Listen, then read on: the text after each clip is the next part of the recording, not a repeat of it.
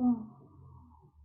Buenas tardes, estimados participantes. Tengan todos ustedes el cordial saludo de la Dirección de Extensión Social y Participación del Ilustre Colegio de Abogados de Lima. El día de hoy vamos a realizar la conferencia Rol de la Gestión Pública en la Política Nacional de Seguridad Ciudadana y Propuesta de Acción. Vamos a iniciar dando la bienvenida a la doctora Kerstin Boitano Boitano, directora de Extensión Social y Participación. Doctora Boitano, adelante, por favor.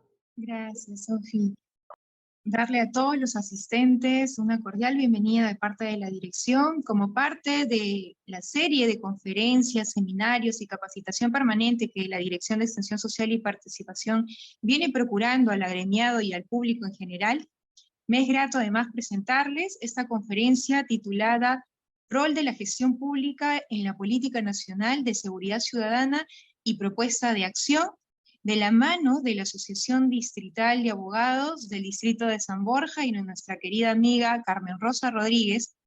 Además, agradecer especialmente al doctor magíster Luis Herrera Romero, quien de una manera muy desinteresada y además loable nos brinda su conocimiento el día de hoy en procura de los mismos objetivos comunes que sostenemos.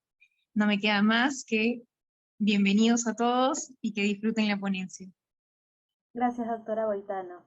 Ahora vamos a dar pase a nuestro ponente del día de hoy, el doctor Luis Herrera Romero. Él es magíster en Administración por la Universidad de San. Además, es abogado por la Universidad San Martín de Porres, con especialidad en compras públicas y arbitraje por la Pontificia Universidad Católica del Perú.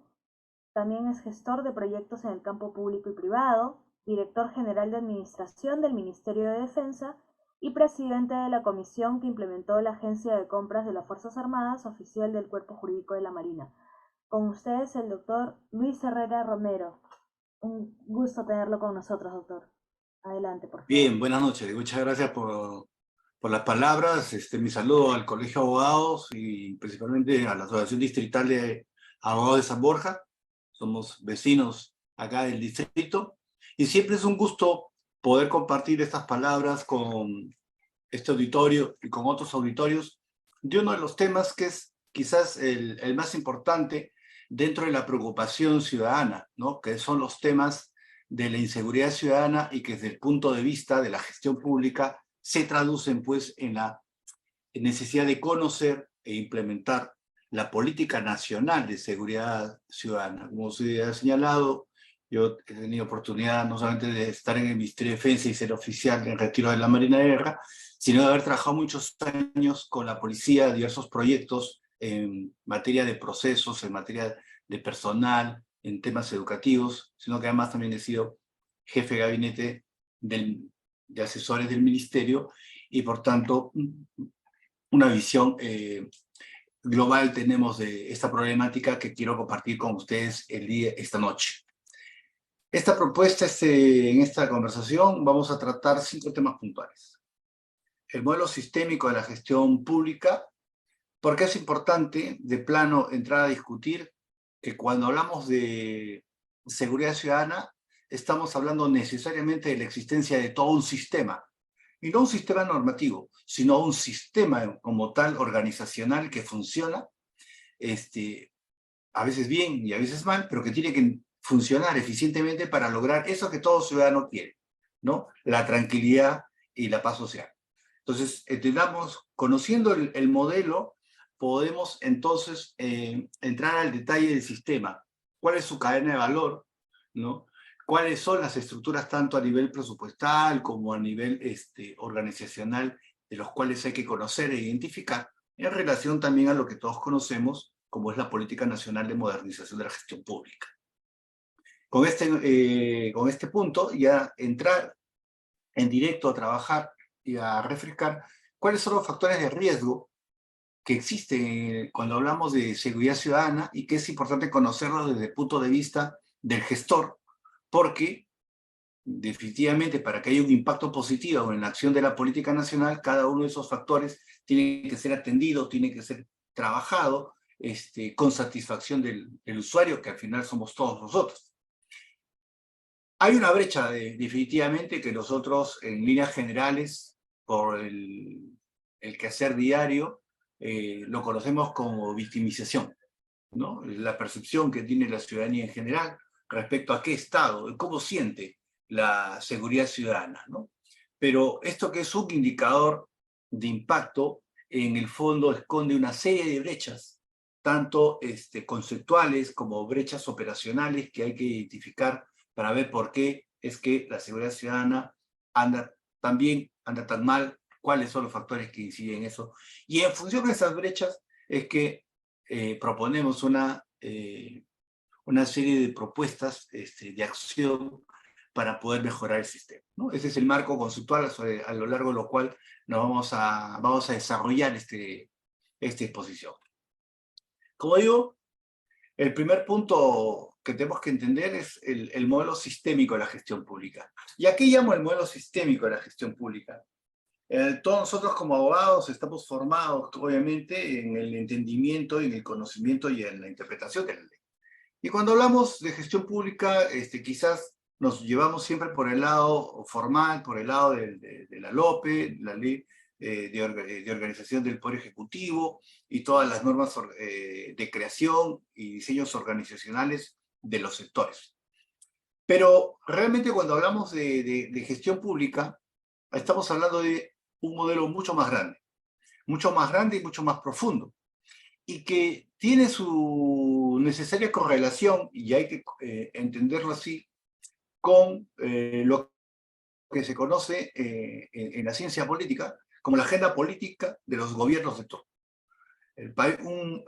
Cualquier país, nosotros entre ellos, elige cada periodo un gobierno a través de elecciones libres, elige un gobierno con una propuesta determinada, con una propuesta electoral determinada, que una vez que obtiene el triunfo electoral, esa propuesta electoral se transforma automáticamente ya no en una propuesta, sino que pasa a ser normalmente la agenda política, la agenda de acción del gobierno de turno, sea de izquierda o sea de derecha.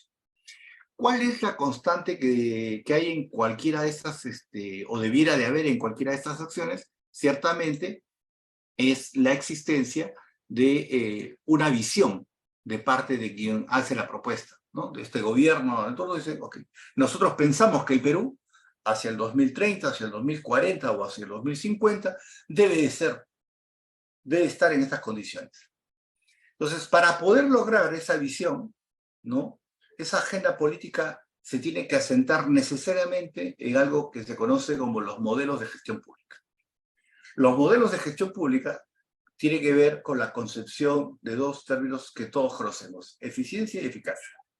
¿Cómo es que un Estado que tiene, como cualquier organismo que administra recursos, determinados parámetros? Consigo recursos, administro los recursos e implemento los recursos para lograr un objetivo. ¿Cuáles son esos objetivos? Pues todos lo sabemos. Los objetivos de un Estado, fuese cual fuese su agenda política, es o debiera ser satisfacer las necesidades públicas en salud, en educación, en defensa, en seguridad ciudadana, en lo que fuese, ¿no? Entonces, este modelo de gestión pública, a través del cual el gobierno de turno va a hacer posible, o va a hacer el esfuerzo, va a hacer la actividad, o va a dar los pasos para satisfacer esa necesidad ciudadana, se traduce necesariamente como líneas de acción a través de lo que se conoce como las políticas públicas. Entonces, las políticas públicas, ¿no?, tienen, por definición, un sentido de continuidad en el tiempo, porque, como estamos diciendo, como Estado, en el sentido de continuidad que tiene el Estado, ¿no?, tiene grandes lineamientos que no deben de cambiar en el tiempo, por ejemplo, en materia económica, o en materia de justicia, o en tema de construcción de lo que es concepto de nación, lo que fuese, ¿no? Nosotros tenemos desde el año 2003 el tema de los lineamientos de las políticas del Acuerdo Nacional, y en el tiempo se han venido construyendo una serie de planes y de políticas, ¿no?, como en este caso el último que está vigente, que es el Plan Estratégico de Desarrollo Nacional 2050, que nos marca una pauta del futuro de lo que se visualiza y de lo que se quiere el país. Bueno, estas políticas públicas, ¿no?, que se van dando en el tiempo, y en este caso para el tema que nos trae en esta reunión, la política nacional multisectorial de seguridad ciudadana, orientada y dirigida a satisfacer una necesidad pública que es la seguridad, tal cual se define la seguridad ciudadana, ¿no? Es decir, el convencimiento que tiene cada ciudadano del país de que su capacidad de seguridad física, humana, económica, ¿no?, con sus negocios, su inversión, ¿no?, está segura porque está protegido por la acción del Estado, ¿no?, a través de sus magistrados, de sus fiscales, de sus policías, todos quienes integran esta política.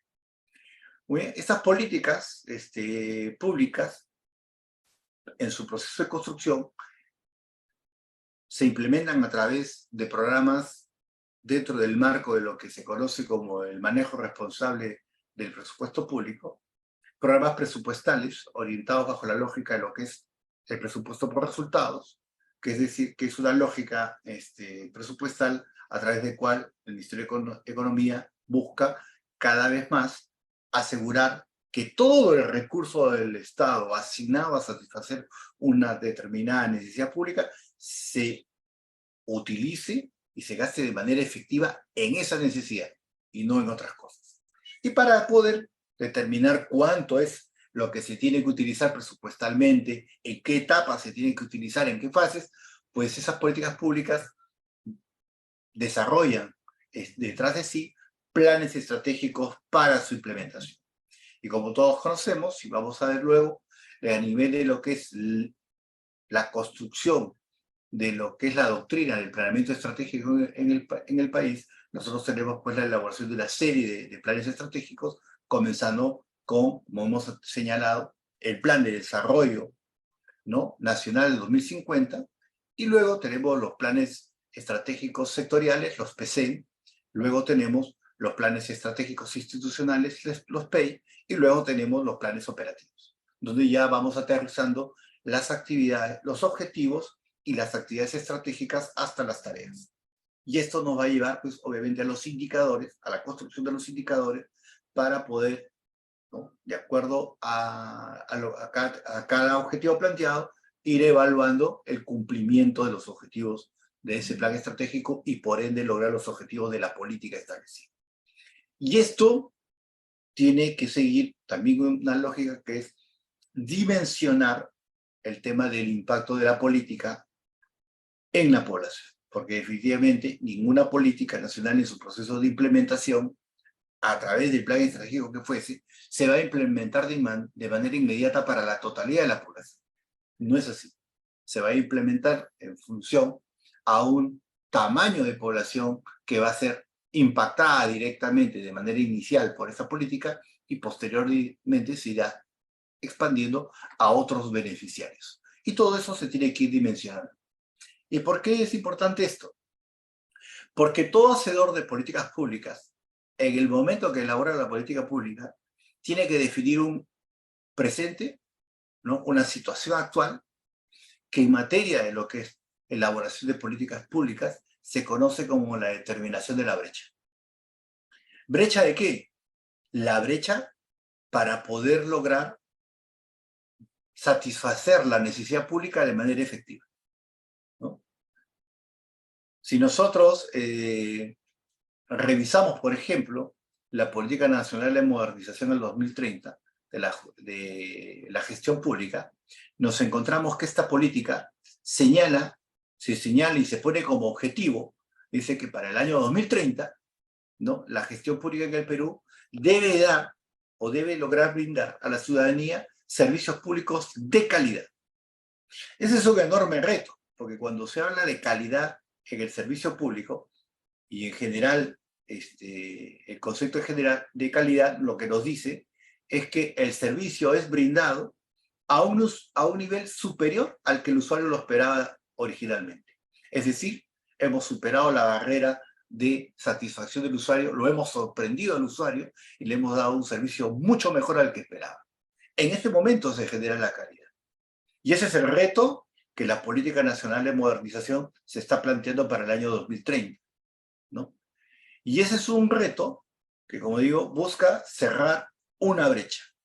La política nacional multisectorial de seguridad ciudadana, el momento de su elaboración, como vamos a ver, determina una brecha. Y esa brecha es la que hay que ir cerrando en el tiempo.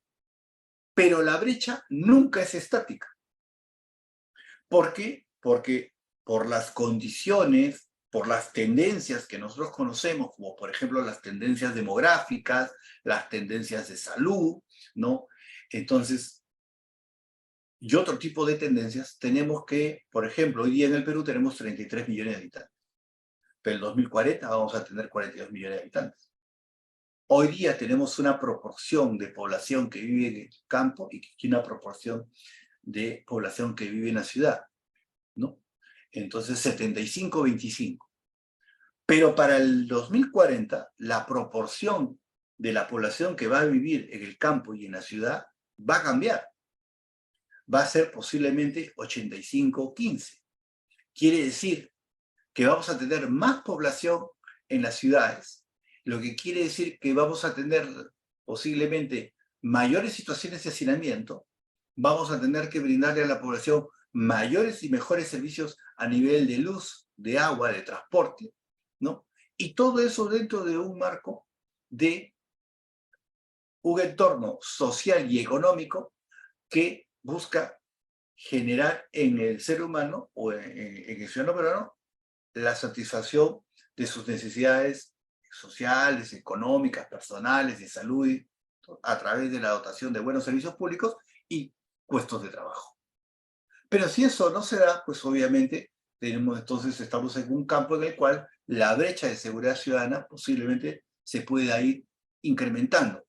Entonces, ahí viene la figura de lo que nosotros siempre escuchamos cuando hablamos de políticas públicas, del seguimiento y el monitoreo.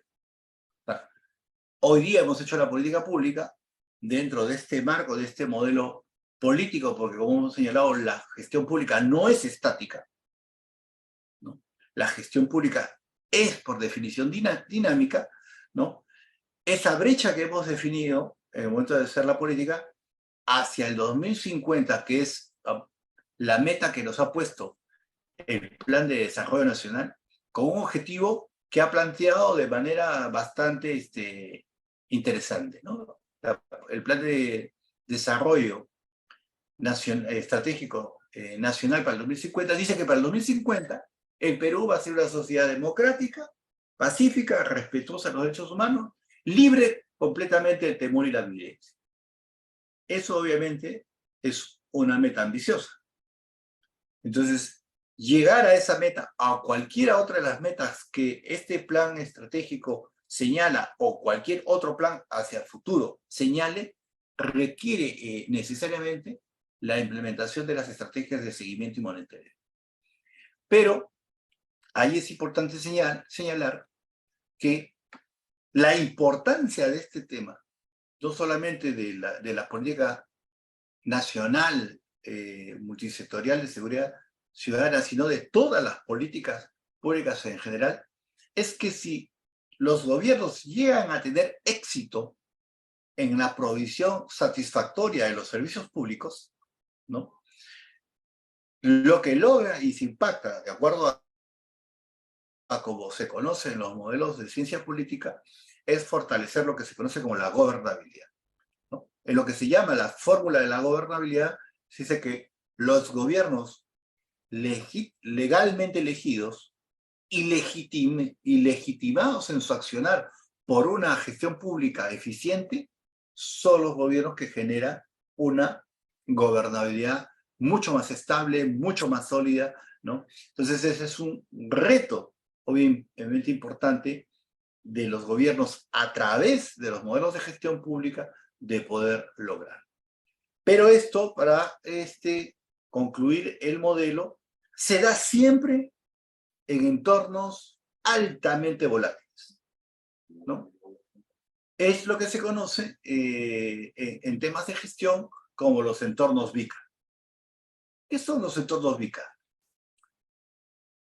Los entornos VICA, o el entorno VICA, es una concepción que nace a través de la Escuela de Guerra del Ejército Norteamericano a comienzos de los años 90, como una forma de explicar la dinámica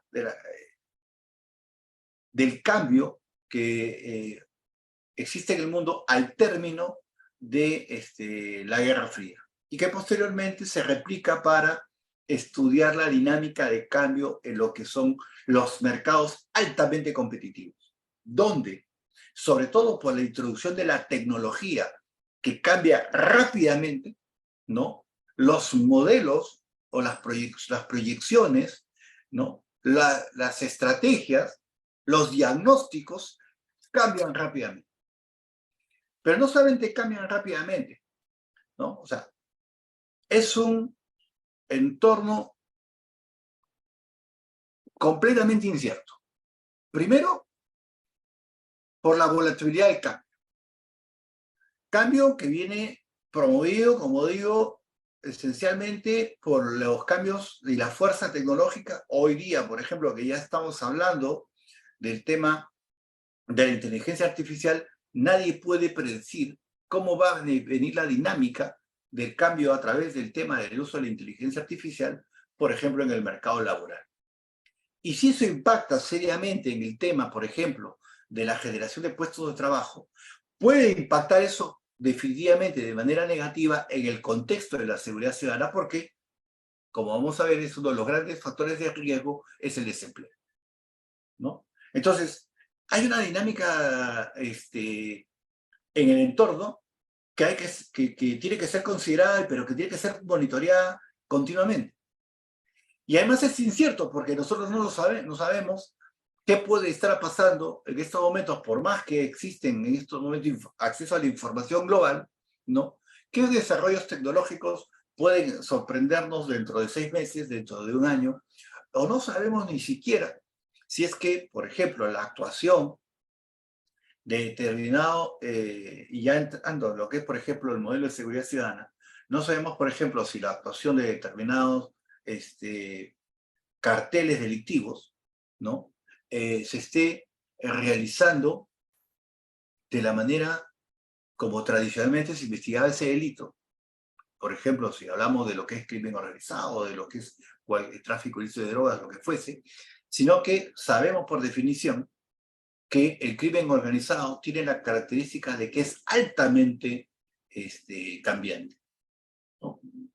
Las organizaciones criminales tienen una característica de tener muchos recursos, ¿no?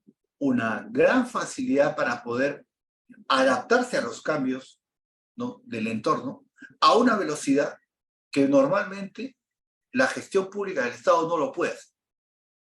Entonces, genera, en el caso, por ejemplo, de la política de seguridad ciudadana, siempre incertidumbre en el operador de la política, porque no sabemos, caramba, qué es lo que está haciendo el actor al cual tengo que investigar. No sé qué pasa con la tecnología, no sé qué cambios puede generar la tecnología, cómo esto puede jugar de manera favorable para que el crimen organizado u otros actos contra la seguridad ciudadana operen más rápido y nuestra capacidad para poder atenderlo sea limitada.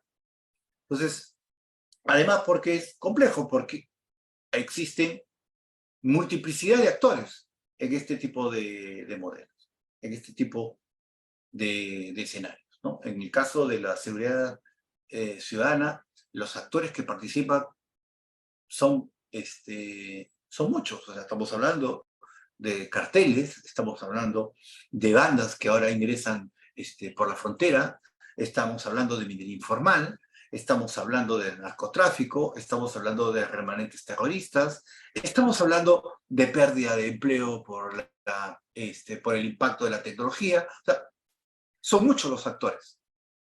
Y como digo, además el implementador de la política, ¿no?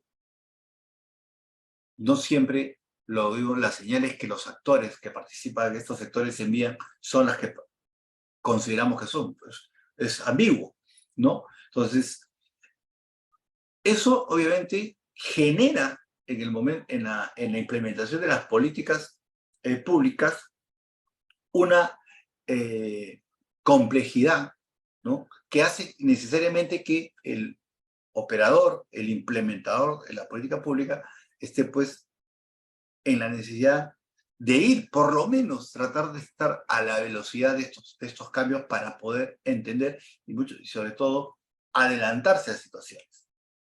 Por eso, y hablamos del tema sistémico de la seguridad ciudadana, cualquier modelo que se quiera implementar para solucionar cualquier problemática pública parte necesariamente de lo que se conoce como la construcción de la doctrina, ¿no?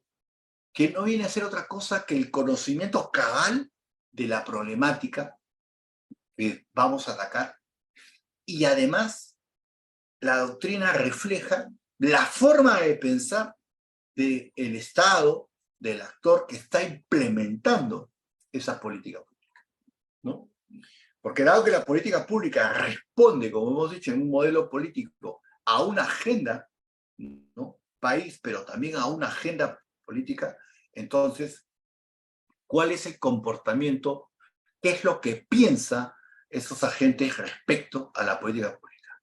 ¿Cómo está pensando desde la parte más alta del Estado la implementación de la política pública, ¿no? En las Fuerzas Armadas, por ejemplo, es constante hablar del término del uso de la doctrina. La doctrina define la forma del comportamiento de la entidad respecto a determinadas situaciones. Institucionalmente, ahí no importa quién sea el jefe, no. La institución se comporta de una manera frente a determinado problema. Y definido eso, es que se trabajan las políticas públicas, ¿no? Que como ustedes saben, nosotros tenemos un ente rector de políticas públicas, de la elaboración de la metodología de las políticas públicas, que es el plan, que habla justamente de la necesidad de, a través de la guía de elaboración de las políticas públicas, cómo es que debe construirse desde el Plan Estratégico de Desarrollo Nacional 2050 hasta los planes de desarrollo locales, ¿no? Pasando por los planes de desarrollo de los gobiernos regionales, que son la continuidad de los planes que se construyen a nivel de lo que es el gobierno nacional, que es donde se construyen los planes que son los planes sectoriales, los planes estratégicos de cada una de las instituciones que integran ese sector y los planes operativos institucionales. Como he dicho, cada uno de estos planes nos va a permitir o nos permiten identificar esos grandes objetivos estratégicos que se tienen que alcanzar en función a la política pública, las actividades estratégicas requeridas para lograr el objetivo y las tareas que se tienen que llevar a cabo para implementar la actividad. Y todo eso amarrado a una serie de indicadores para poder hacer el seguimiento y el monitoreo. Y esto, como también sabemos, amarrado a lo que cada día desde el MEF se implementa más, que es el tema de los presupuestos por resultados, ¿no? Que es la forma técnica, que es la forma como el MEF le pide, le dispone que las entidades cada día más ejecuten el presupuesto público. En el caso, por ejemplo, de seguridad ciudadana, ¿no? Por ejemplo, un programa presupuestal que lleva a cabo, que tiene el Ministerio del Interior y la policía, es el programa presupuestal para todo el tema de lo que es patrullaje. O sea, hay asignados recursos específicos para el tema de lo que es patrullaje. Otro programa presupuestal para todo lo que es equipamiento. Entonces, así como Interior, a través de la Política Nacional de Seguridad Ciudadana, tiene esos presupuessto por resultados, de igual todos los sectores en cada una de las políticas tiene un presupuesto por resultados a través del cual se ejecuta el presupuesto público de manera, obviamente se espera, eficiente y exitosa. Entonces, este es un primer punto importante a considerar. O sea, a veces uno llega a la entidad pública como funcionario, ¿no? Y uno puede llegar por primera vez a una entidad. No necesariamente puedes venir con experiencia. Pero lo que sí tienes que saber necesariamente es que al momento que tú llegas a esa entidad, lo primero que tienes que conocer o tienes que preocuparte de conocer es la dinámica de pensamiento en función al objetivo principal que tiene que cumplir ese sector. Nosotros, siempre que hemos llegado a un cargo público, cuando hemos llegado al puesto, al cargo, okay, ¿qué es lo primero y lo urgente que hay que hacer aquí? ¿Cuál es el objetivo clave que hay que lograr? Porque en función a eso hay que tomar control rápidamente, porque en materia de gestión pública el tiempo es oro. Si uno llega a una gestión y en los primeros días no tomas control de lo que tienes que hacer, entonces luego vas a tener toda una serie de problemas para poder ejecutar y lograr los objetivos que se han planteado. Entonces, ¿por qué hablamos de sistema? Porque justamente como estamos diciendo, seguridad ciudadana. Sí, pues todos hablamos de seguridad ciudadana y decimos la policía. La policía tiene que actuar. Pero realmente es así. La seguridad ciudadana, la política nacional, ¿no? Multisectorial de seguridad ciudadana a cargo con un ente rector, el Ministerio del Interior, realmente responde al accionar de la Policía Nacional exclusivamente. Es así. Los invito a pensar el tema de la siguiente manera. Aquí lo que ustedes ven en pantalla es una revisión de las últimas políticas y planes, últimas políticas públicas y planes que se han dado en los últimos años que tienen algún componente relacionado a la seguridad ciudadana. Si nosotros revisamos hacia nuestra derecha, ¿no? La política nacional multisectorial de seguridad ciudadana se ha dado el año pasado, el año 22, ¿no? Obviamente con la metodología que ha establecido ese plan, pero ella engloba, trata temas que de una u otra manera también se tratan en otras políticas. Entonces, ustedes pueden ver aquí en pantallas, lo he tratado de hacer lo más visual posible. Tenemos, por ejemplo, la Política Nacional de Prevención y Tratamiento del Adolescente en conflictos con la ley penal, ¿no? Que ha dejado lineamientos. Estuvo vigente hasta el 2018, pero marca lineamientos con respecto a lo que es, por ejemplo, el tratamiento del menor infractor. Gran problema dentro de la seguridad ciudadana, el tratamiento del menor infractor. La política nacional, por ejemplo, frente a los delitos patrimoniales. De acuerdo a las estadísticas, el delito que tiene mayor incidencia en cantidad de casos es justamente los delitos de carácter económico contra el patrimonio. Robo, hurto, lo típico, el arrancho de celulares, que llega casi a 2.300.000 celulares anualmente sustraídos, ¿no? Entonces, es un factor que hay que considerarlo a la hora de que nosotros estamos hablando de la seguridad ciudadana, por supuesto que sí. Tenemos también una política nacional de integridad y lucha contra la corrupción. No puede estar aislada de la seguridad ciudadana, porque una de las principales, o uno de los principales variables de riesgo para la seguridad ciudadana es justamente la corrupción, ¿no? Y hay, obviamente, una política que ha establecido determinados parámetros de quiénes tienen que actuar y qué es lo que se tiene que hacer. Y también tenemos una política nacional de migraciones. que establece cómo es que debemos de manejarnos como país frente al proceso migratorio. Claro, la política nacional de migraciones analiza la migración desde dos lados, ¿no? La migración del peruano que sale hacia un tercer país y la migración de los extranjeros que ingresan al Perú.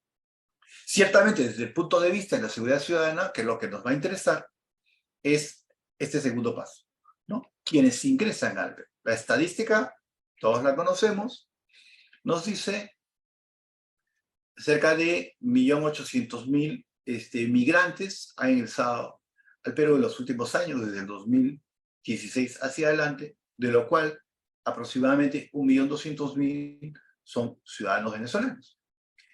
Y toda la lógica que estamos viendo hoy por hoy, el tema de seguridad ciudadana, que es quizás lo más visible, son ciudadanos extranjeros. Entonces, ¿nos importa la existencia de una política nacional migratoria? Claro que nos importa. Y también hay una política nacional contra el lavado de activos y financiamiento del terrorismo. Clarísimo que tiene que ver con el tema de seguridad ciudadana. Porque, como podemos estar entendiéndolo, cuando hablamos de seguridad ciudadana, estamos hablando de un sistema complejo, de un sistema grande.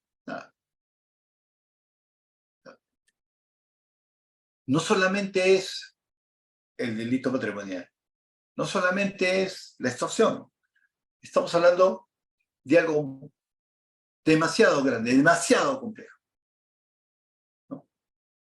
Multicausal, multiactores, completamente globalizado y que está dentro de la propia estructura social, ¿no?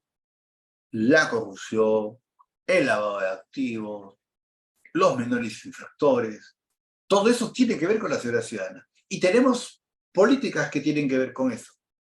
Entonces, decimos, la política nacional multisectorial de seguridad ciudadana al 2030, promulgada el año pasado,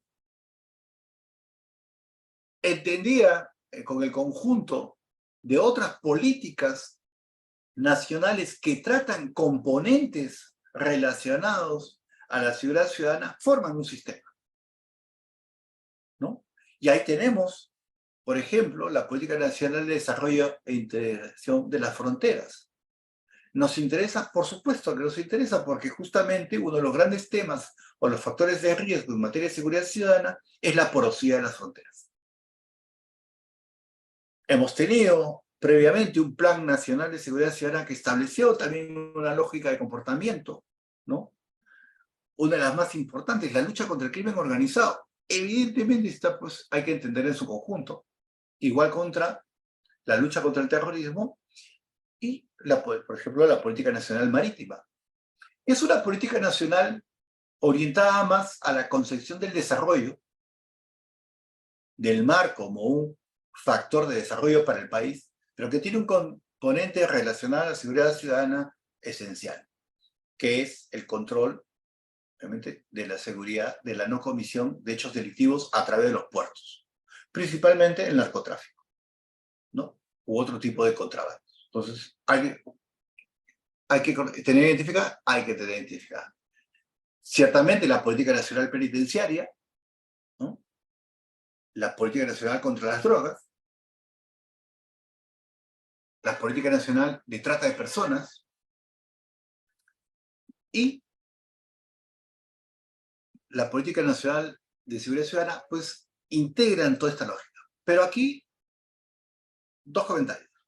En primer lugar, vemos aquí, lo hemos puesto en colores, en el cuadro de la izquierda abajo lo pueden ver.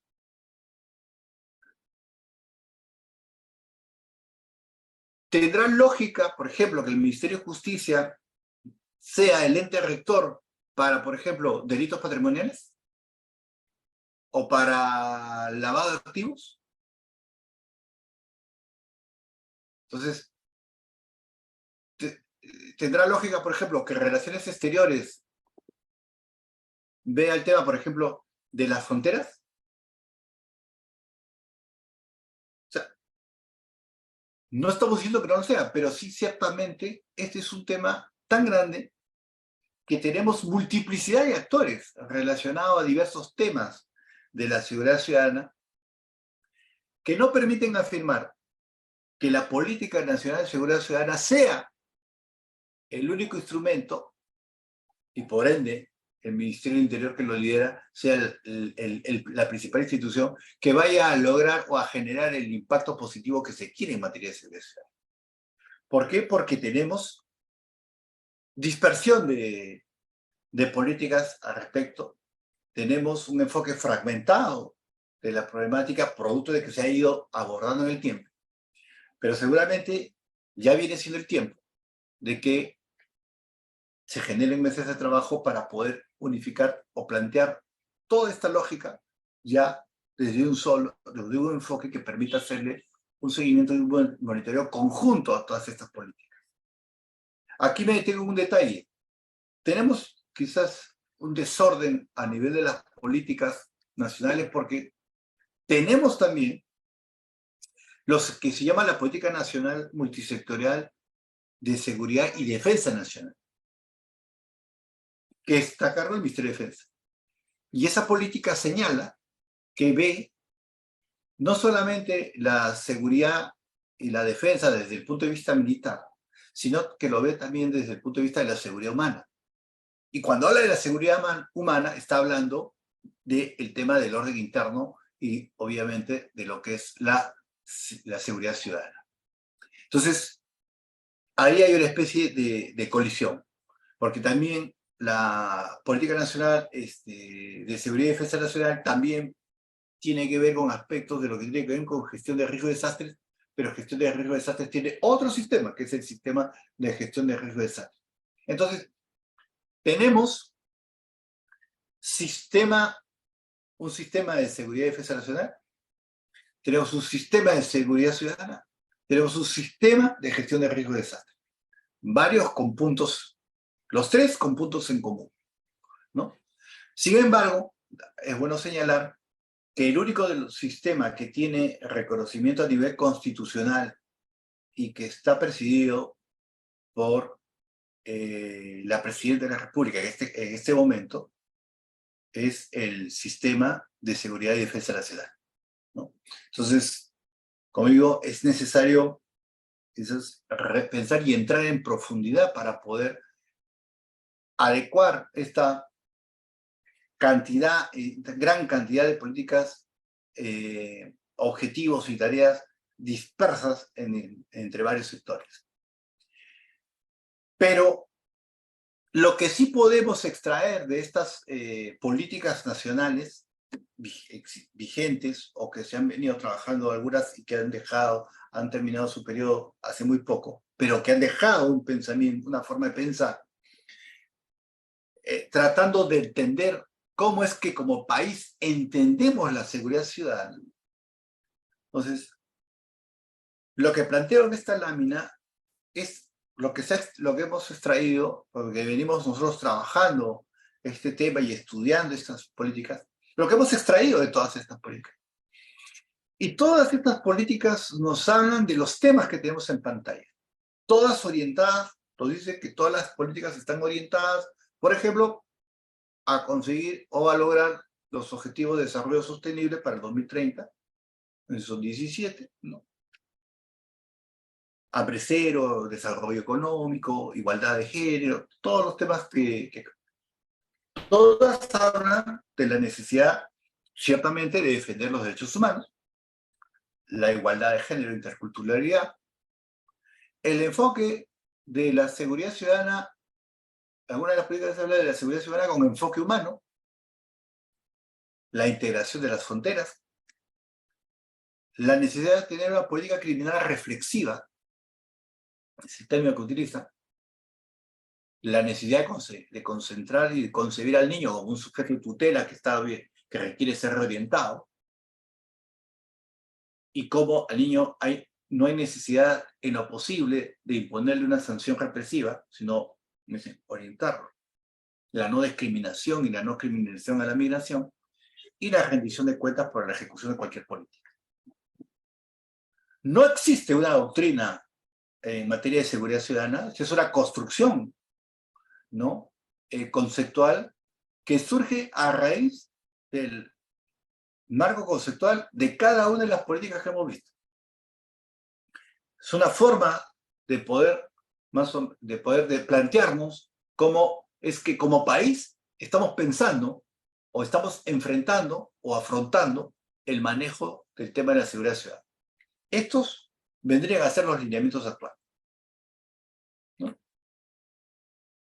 Y si revisamos todo este conjunto de políticas, lo que vamos a ver, como decía al inicio, es que aquí, cuando hablamos de seguridad ciudadana, estamos hablando de una cadena, lo que se conoce en gestión pública como cadena de valor. Y la cadena de valor en materia de seguridad ciudadana nace con la prevención, lo cual es evidente, ¿no? Porque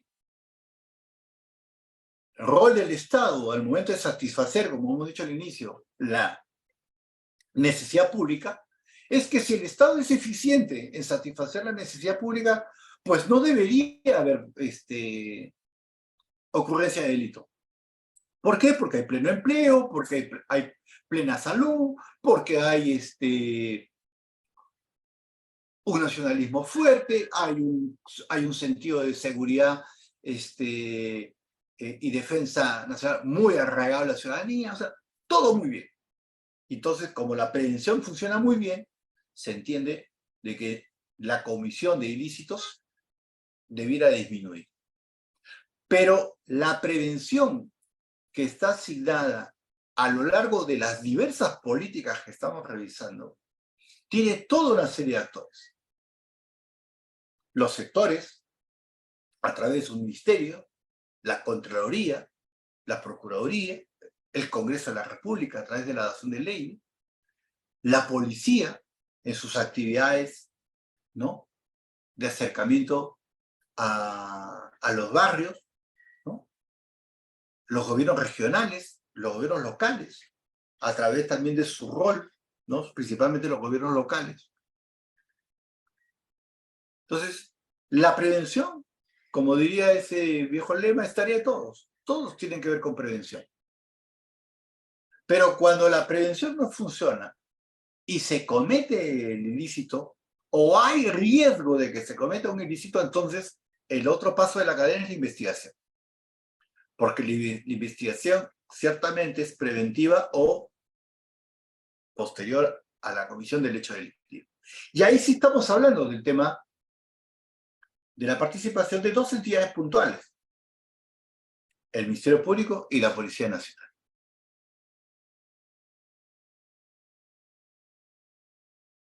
Vamos a encontrar también que cuando ya viene el tema de la investigación, pero hablamos de la necesidad de que todas las entidades que tienen que ver con seguridad ciudadana funcionen bien, hay otro rol en la cadena de valor que es la gestión propiamente dicha de la entidad. He prevenido, pero igual ha habido un delito. Lo he investigado, pero para poder sancionarlo previamente, la entidad tiene que funcionar de manera eficiente, con personal capacitado, con infraestructura, con recursos, con tecnología. Eso es la gestión. Entonces, todos tienen que ver, obviamente, con lograr en su entidad una gestión eficiente. Si eso se logra, la actividad de prevención y la actividad de investigación va a funcionar bien. Pero si a pesar que ha funcionado bien y siempre hay un delito que se comete, es investigado, se captura, se detiene, ingresa al circuito judicial, tiene que entrar ya la sanción. Ahí estamos hablando específicamente del Poder Judicial, y la última variable de la cadena de valor es la resocialización. ¿Qué es lo que vemos abajo? Todas las políticas que hemos estado viendo que tienen que ver con cada uno de los elementos de la cadena de valor de este sistema de seguridad ciudadana. Todos tienen que ver con parte del tema. Entonces, tenemos, por eso digo, un sistema de seguridad ciudadana formada e integrada en una cadena de valor multiactores, multiobjetivos, multiactividades, multitareas y multiindicadores. Lo cual, como es evidente, genera, como hemos dicho, señalado anteriormente, una fragmentación, una imposibilidad de poder hacer un seguimiento y monitoreo a la cabalidad que se quisiera realizar sobre el sistema de seguridad ciudadana. Ni es la policía, ni es el Ministerio Público, ni es el Poder Judicial la entidad que va a supervisar todo, porque como ustedes pueden ver, hay asignadas tareas y roles desde diferentes políticas. Entonces tenemos un esquema demasiado fragmentado y abierto que también, obviamente, afecta. Y ese sistema tiene fundamentalmente en su manejo, en su gestión, un esquema de carácter presupuestal. Entonces, aquí hay varios colegas, seguramente varios son funcionarios, a todos les ha pasado lo mismo, ¿no? O alguno desea ser funcionario y va a llegar a su nueva entidad y dice, ok, tenemos que salir a patrullar. Tenemos que hacer más investigación. Si estamos hablando de seguridad ciudadana. Tenemos que atender más rápido a las pericias en los laboratorios. Así, sí. Pero para eso necesito comprar insumos. Necesito material para el laboratorio. Para eso necesito, como hablamos hace un rato, en los presupuestos por resultado, mayor patrullaje. Necesito tecnología porque necesito implementar el CIADEF, que es el sistema de identificación facial. Hagan lo que hagan, necesitamos recursos. Y los recursos públicos se manejan y se ejecutan a través del esquema que vemos en pantalla. O sea, los estados, a través de sus gobiernos, ¿no?, implementan una estrategia, primero, de cómo van a manejar su política económica para promover el movimiento de la economía que genere un circuito virtuoso, como lo vemos acá a la izquierda, en la parte superior, que haga que el comportamiento de la política fiscal sea mucho más dinámico y permita que el Estado, como cualquier entidad que tiene que brindar servicios, antes que nada genere recursos, ¿no? Los gobiernos tienen que generar recursos. ¿Y cómo generan los recursos? A través de la gestión de la política económica que promueve y moviliza la política fiscal. ¿Qué es lo que genera? Permite hacer la captación de los impuestos que son los que van a ir a las arcas públicas. Ya sabemos que si los estados no cubren o no alcanzan a cubrir todas las necesidades que tienen que satisfacer con recursos provenientes de los impuestos o recursos ordinarios, siempre puede recurrir, obviamente, a otro tipo de recursos como son los directamente recaudados, que son aquellos que recauda el Estado, por ejemplo, el otorgamiento de derechos, el cobro de tasas, ¿no? Cuando el ciudadano va y paga por la realización de determinados trámites, eso le genera un ingreso al Estado. Y si no, va a tener que hacer operaciones de endeudamiento o recibir donaciones y transferencias. Por ejemplo, nosotros como país ya tenemos en estos momentos procesos de endeudamiento a más de 100 años a través de la emisión de bonos, ¿no? Cuando el gobierno emite bonos es porque están levantando recursos frescos, bien sea a través de la captación de una deuda nueva o bien sea a través de la reprogramación de una deuda antigua. Pero todo eso con una lógica, la provisión de bienes y servicios. Todos los recursos que capta el Estado van o se utilizan para la provisión de bienes y servicios, sea porque los va a asignar o los va a transferir, por los casos actuales, por el tema de las lluvias o por temas de algún desastre.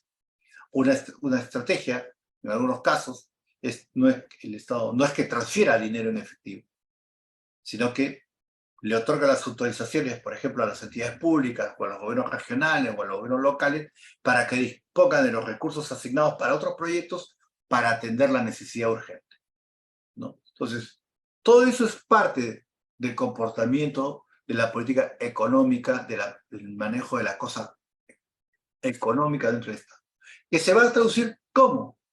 A través de la elaboración justamente de las políticas públicas y de los planes estratégicos que le dan soporte.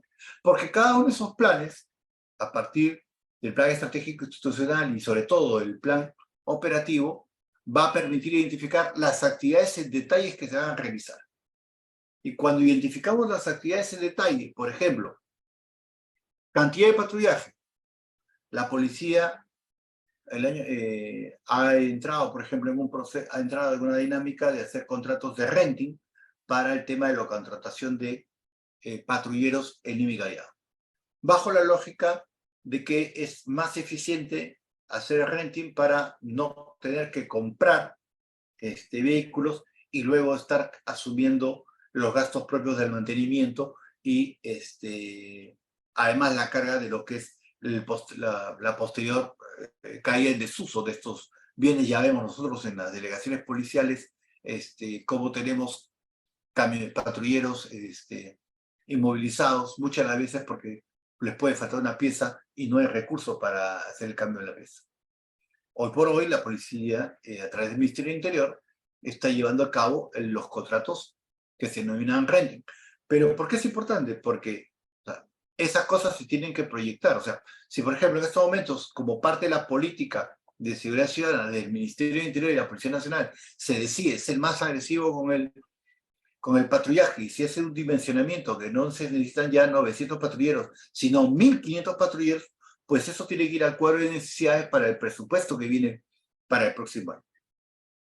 Los presupuestos para el año 2024 ya han sido remitidos. Se trabajan en todas las entidades hasta los meses de abril, y en abril ya se va remitiendo para su consolidación, ¿no? En el mes y posteriormente su envío, y esa consolidación se tiene que dar hasta el mes de agosto para su envío al Congreso de la República para la discusión del presupuesto público del año que sigue. Y una vez que se apruebe el presupuesto público, entonces recién en ese momento las entidades podrán aprobar su PAC, su plan anual de contrataciones para el año que viene y su presupuesto inicial. Y ahí estamos dando inicio al ciclo de contrataciones que viene el próximo año. Entonces ahí estamos viendo ya de manera efectiva la política de provisión y bienes de servicios del gobierno y de las entidades en su conjunto. Y en materia de seguridad ciudadana, ¿qué tiene que ver? Que es que aquí, justamente en la elaboración del cuadro de necesidades, es que la policía dimensionará lo que requieren en patrullaje, o en laboratorios, o en equipamiento, o en infraestructura. De igual manera el Ministerio Público, de igual manera el Poder Judicial, de igual manera el sector salud, de igual manera el sector educación, en los roles que le corresponde de prevención en materia de seguridad ciudadana. El tema está en que, ciertamente, dado que como en cualquier esquema de recursos, los recursos nunca son infinitos, será ya decisión al nivel más alto del Ejecutivo, disponer, en este caso el Ministerio de Economía y Finanzas, a quién le asigna qué cosa, ¿no? Entonces, como vamos a ver posteriormente en materia de seguridad ciudadana, en materia de recursos, la brecha económica es muy, muy grande, ¿no? Y también, cuando queremos gestionar este sistema de seguridad ciudadana, como decía, la gestión pública nunca logra ser tan dinámica y tan adaptada como si lo es el crimen organizado frente a los cambios. Porque nosotros, por definición, porque todavía estamos bajo un esquema weberiano, burocrático de la gestión pública, estamos obviamente llenos de formalidades. O sea, esta cadena de valor tiene que respetar, o sea, cada funcionario que llega a una entidad tiene que conocer su marco conceptual normativo de eso, ¿no? Nada más peligroso que depender del consejo de un asesor. El funcionario tiene que saber, ¿no? Quizás no lo sepa al detalle, pero sí tiene que saber qué existe y para qué es. porque hay disposiciones de control interno, hay disposiciones en materia de procesos, hay disposiciones en materia de modernización del Estado, ¿no? Hay materias, normas en relación a lo que es calidad regulatoria, la gestión de reclamos, ¿no? Normas técnicas relacionadas al tema de la calidad de los bienes y servicios. O sea, hay toda una serie de normativas que hay que tener siempre muy claro para la gestión de todas las áreas, ¿no? De todas las áreas, de las áreas de apoyo a nivel administrativo, sea recursos humanos, sea la parte financiera, la parte presupuestal, la parte de tesorería, la parte de patrimonio, ¿no? O, de repente, la parte core, ¿no? De la entidad, que en este caso podría ser el tema de lo que es la seguridad ciudadana, la parte de la gestión de los proyectos de inversión, ¿no? Lo que corresponda para cada una de las entidades. Y entonces, todo esto orientado a lo que hemos dicho desde el inicio, y lo dicen las mismas normas, orientados a cerrar la brecha de la provisión de los servicios públicos, buscando dar calidad para lograr generar lo que señala la norma, valor público, ¿no? Que en este caso lo vamos a entender como la satisfacción, esa sorpresa que nosotros le damos al ciudadano de haberle brindado el servicio mejor de lo que él esperaba. ¿Por qué? Porque se lo hemos dado con calidad. Entonces, la seguridad ciudadana, la política nacional, multisectorial de seguridad ciudadana, va más allá de la política. Es un sistema de seguridad ciudadana que está integrada por toda una serie de políticas nacionales que tienen diversos componentes relacionados a la seguridad ciudadana que hay que visualizar y que hay que considerar para poder entender el alcance, el potencial y sobre todo la complejidad y dificultad de hablar del tema de la implementación de seguridad ciudadana. Por eso, ya en el marco de lo que es las normas de modernización de la gestión pública, la política nacional, la experiencia me dice que hay 4 cosas que hay que entender. El modelo conceptual que vemos a la izquierda, que es lo que hemos venido hablando, de tener las políticas públicas, la estrategia de intervención que vienen a ser los planes estratégicos, de los bienes y servicios, la gestión interna y los resultados, que es lo que hemos venido hablando, no se puede lograr si no hay 4 cosas. Liderazgo, tener claro que hay que lograr el objetivo, un líder que lo impulse, el objetivo completamente identificado, los planes que se tienen que ejecutar y equipo que lo haga. Si estas 4 cosas no hay en la gestión pública, nada va a funcionar. Porque un equipo sin liderazgo es un equipo muerto, es un equipo que va a vegetar. Un líder sin objetivo puede caer en el populismo más inocuo o el más peligroso, ¿no? La ausencia de planes nos puede, evidentemente, llevar a la trampa de simplemente seguir en lo que siempre se conoce, sumado al tema del objetivo, el piloto automático. Es decir, no avanzamos nada. Entonces, desde el puesto en el que estén en gestión pública, creo que es claro tener esto. Liderazgo, objetivos claros, planes y equipo para hacer las cosas. Ahora, es importante referirnos a los factores de riesgo en el sistema de seguridad ciudadana, porque claro, todos queremos tener seguridad y todos reclamamos y nos molestamos y de lo que sucede porque decimos que tal o cual entidad no hizo. Pero vamos viendo qué es lo que sucede.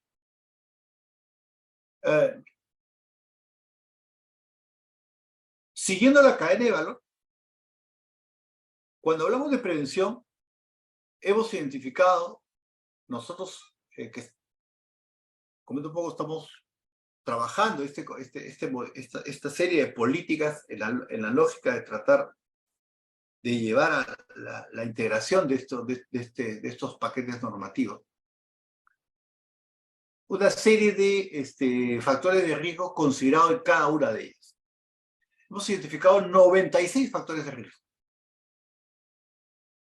Y de esos 96 factores de riesgo, solamente 6 tienen que ver directa y exclusivamente con la policía.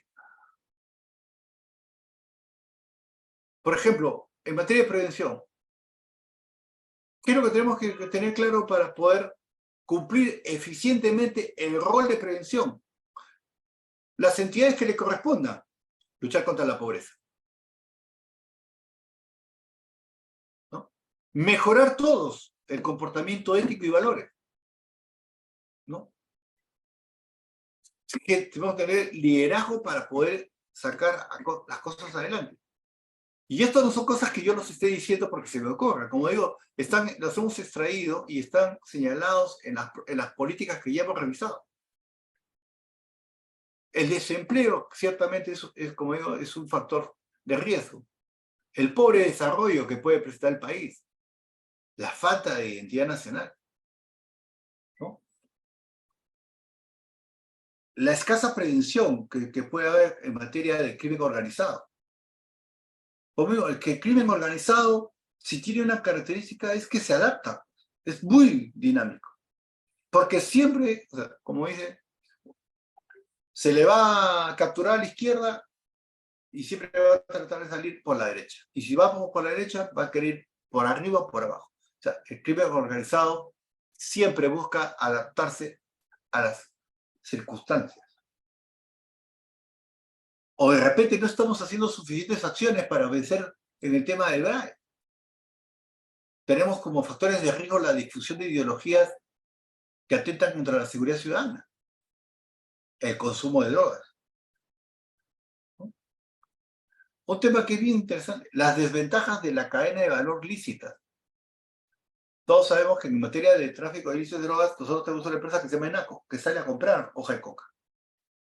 El valor con el que sale a comprar ENACO la hoja de coca puede competir con las cadenas de adquisición ilícitas? Posiblemente no. Tenemos limitada vigilancia preventiva de la victimización, o sea, la presencia de la policía en la calle. Una débil cultura de seguridad ciudadana, de seguridad nacional, que es peor todavía. Las políticas consideran la desestructuración de la familia un gran riesgo en materia de seguridad ciudadana.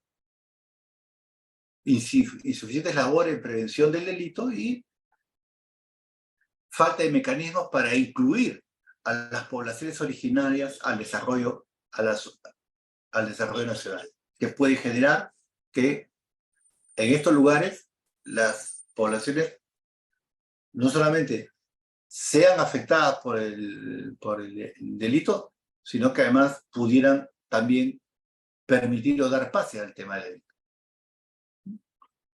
En materia de investigación, temas que se discuten y que se tienen que tener claramente identificados. O sea, ¿cuáles son las regiones con mayor criminalidad? ¿No? Como decimos, aquí estamos hablando de la investigación de dos aspectos, ¿no? Estamos hablando de las labores de inteligencia y estamos hablando de la investigación criminal. Y de la investigación criminal, y aquí sí podemos decir, o sea, tenemos una situación de cruce de roles o de roles todavía no bien definidos o que no están siendo bien ejecutados por la policía y por el Ministerio Público en materia de lo que es la investigación criminal. Entonces, señalan estas políticas que los factores de riesgo es, oye, no estamos actuando en las regiones con mayor criminalidad. La UIF no está pudiendo acceder a la información. Hay corrupción en los operadores de justicia y en la policía. Hay mercados ilegales para los productos robados. Que todos nos preguntamos, pero ¿por qué siguen existiendo? Tenemos la necesidad de fortalecer labores de inteligencia, ¿no? La ciudadanía está dispuesta a comprar productos provenientes de productos ilícitos. Continúan acciones terroristas. Hay actividades ilícitas marítimas, narcotráfico mayormente. el Perú, y ustedes lo han escuchado, aumentan las hectáreas de sembrío de coca. Nos volvemos un país expectante para organizaciones criminales que nos ven con una economía o con una debilidad intrínseca que les permite llegar. Es un riesgo. Los delitos se vuelven cada día más complejos. Hacer el seguimiento para identificarlos es quizás actividades más difíciles. La ciberdelincuencia. La ciberdelincuencia es un delito que es uno de los delitos que más ha crecido en los últimos años en el Perú. Y que tiene una particularidad por el riesgo en el impacto que existe económico. O sea, por ejemplo, un ataque de la ciberdelincuencia, ejemplo, que paralice actividades bancarias, que paralice, por ejemplo, actividades de un puerto, le genera pues al Perú pérdidas enormes en materia de lo que es comercio exterior. Tenemos un uso indebido de armas que no se está controlando. Uso indebido de vehículos para el delito, ¿no? Entonces, y un principal riesgo, el riesgo del incremento de la corrupción, ¿verdad? El crecimiento de la minería ilegal y otras actividades ilícitas. ¿Cómo estamos manejando eso desde la investigación criminal? ¿No? Y lo otro es el tema, como decía, todo esto en función al funcionamiento del sistema a través de lo que es estrictamente temas de gestión. ¿Hay hacinamiento del sistema penitenciario? Sí, claro. ¿Qué se va a hacer? Es una decisión de inversión. El INPE, el Ministerio de Justicia, han dispuesto, han definido, han proyectado la proyección de crecimiento de la brecha y la necesidad, y cuánto es lo que se necesita invertir para poder mejorar el sistema penitenciario. Se ha preguntado, por ejemplo, el INPE o Justicia, ¿es necesario seguir teniendo los principales penales de Lima ya en medio de una de las zonas más populares de la ciudad? ¿O hay que comenzar ya a replantear toda la política a nivel de lo que es la ubicación de los penales fuera de las ciudades y en otros lugares, que permita además controlar de mejor manera el delito que surge de los penales? Son las discusiones de políticas que hay que tener, ¿no? Entonces, insuficiente capacidad de los integrantes del sistema de persecución penal para sancionar el delito. Es la discusión que tenemos hoy día, ¿no? Estamos viendo todos, lamentablemente, más seguido de lo que quisiéramos, cómo los delincuentes son detenidos, pero salen. ¿Por qué salen? ¿Realmente todos los fiscales son malos? ¿La norma lo permite? ¿Qué es lo que pasa? Esa es parte justamente de la discusión.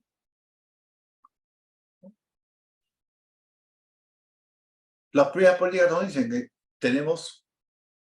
estamos quizás desde los gobiernos regionales y gobiernos locales, el apoyo a la seguridad ciudadana, todo está concentrado a enfoque de proyectos relacionados a lo que es cámaras de videovigilancia. Muy pocos proyectos están saliendo en materia de prevención, ¿no? Hay poca especialización en materia de lo que es actores de justicia. Se tienen que optimizar los recursos logísticos, ¿no? Entonces, hay toda una serie de riesgos que se tienen que manejar desde el punto de vista de la gestión y de la sanción, ciertamente, ¿no? Como decía, ¿qué es lo que se plantea como riesgo? Escasa sanción. Escasa sanción, ¿no? O sea, siempre se ha señalado que como un ratio que de 100 detenidos, ¿no?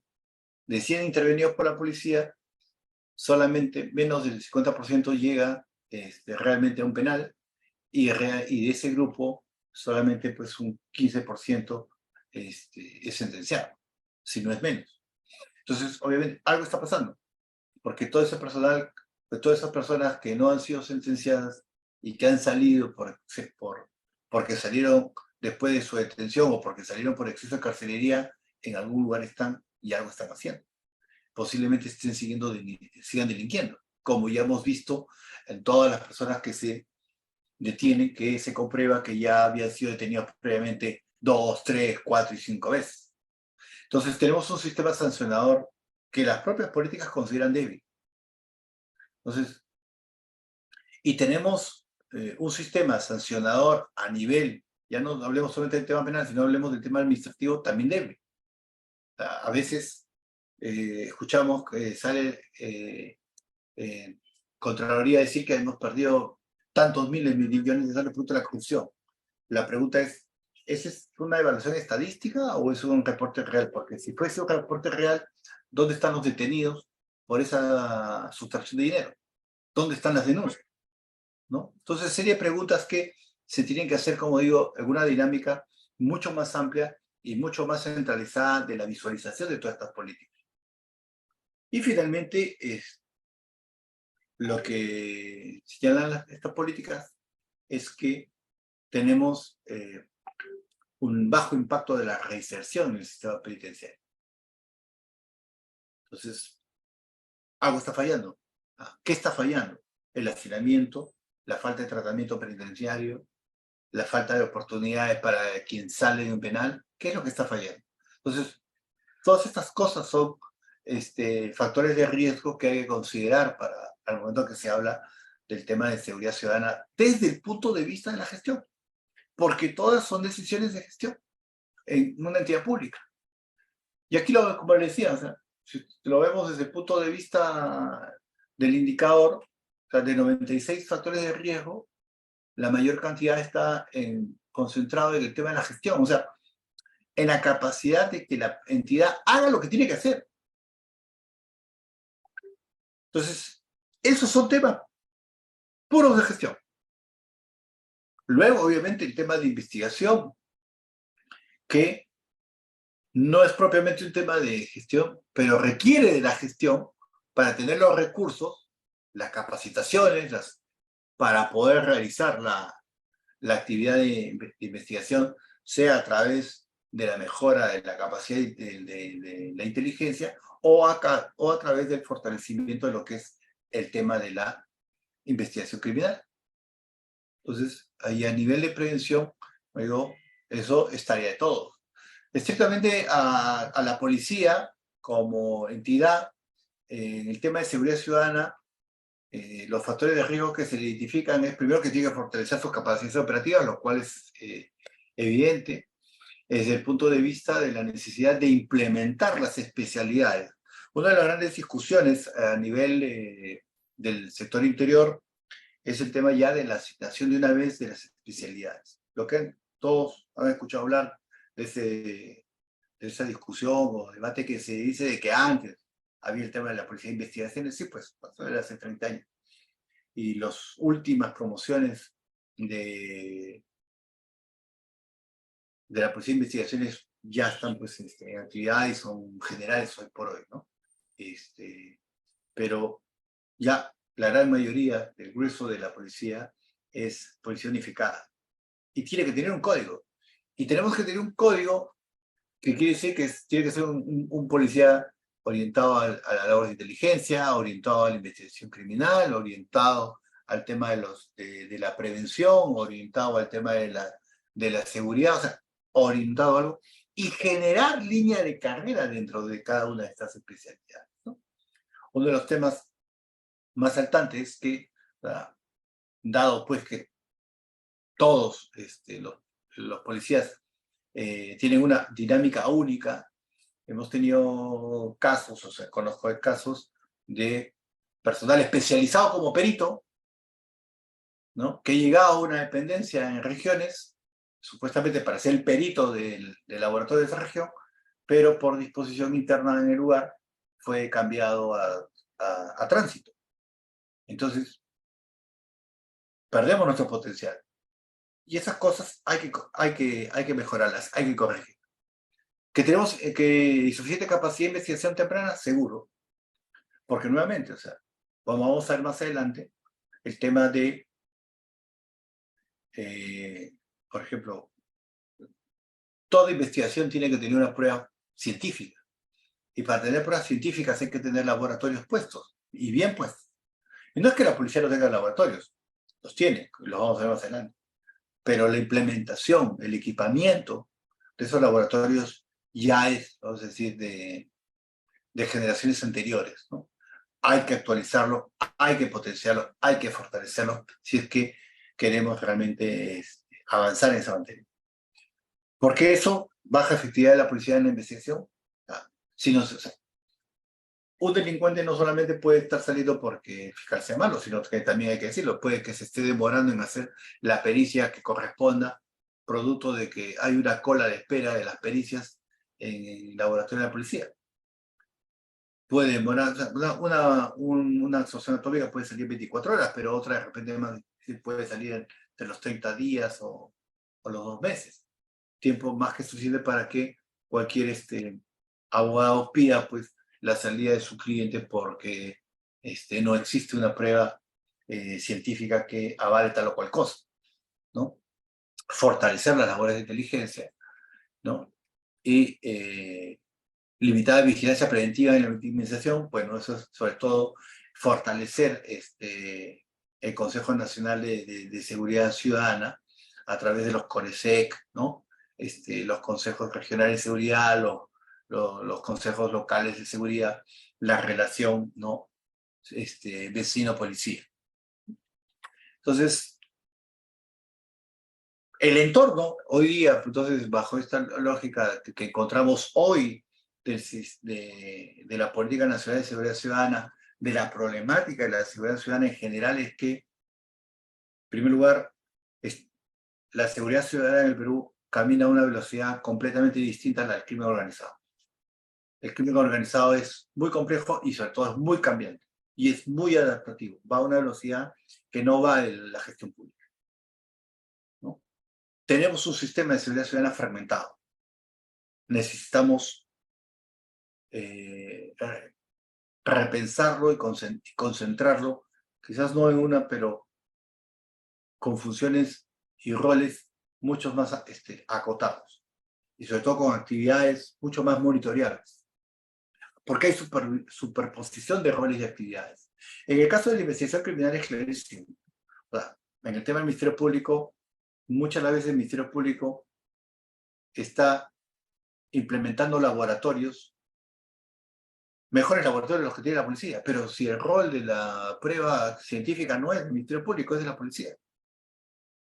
Entonces, ahí hay un problema de roles, ¿no? Por eso es que se está justamente discutiendo la necesidad de hacer una propuesta legislativa para modificar el modelo del código.